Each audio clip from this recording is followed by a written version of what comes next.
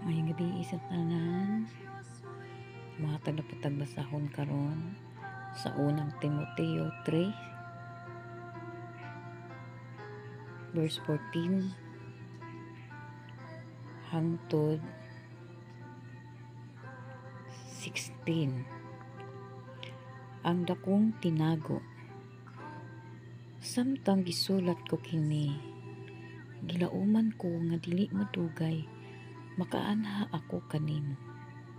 Apan kun malangan ako kining sulata, may magtudlo kanimo kung saon nato sa pagkinabuhi diha sa balay sa Dios. Kanang balaya mao ang simbahan sa buhi nga Dios, haligi ug ang sukaranan sa kamatuoran. Walay makalimod unsa kadako ang tinago sa atong relihiyon.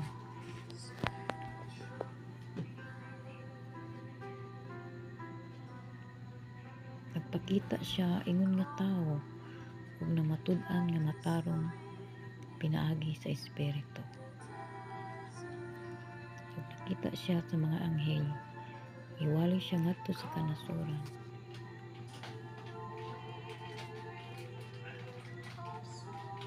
Gituohan dinhi sa kalibutan ug gibayaw ngadto sa langit. Mao kini ang pulong karong gabi una mga igsoon. Nagtitle kini ang dakong tinago.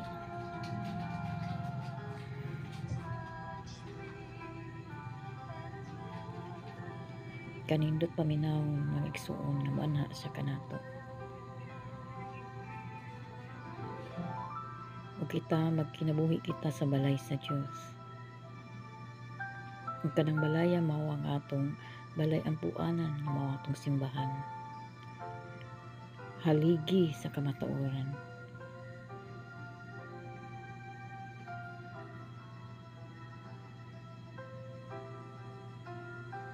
Mga igsoon, nindot kayo ang pulong sa Ginoo mga igsoon. That is remind nga musimba gayud ta kay mao kana atong haligi, muna atong balay.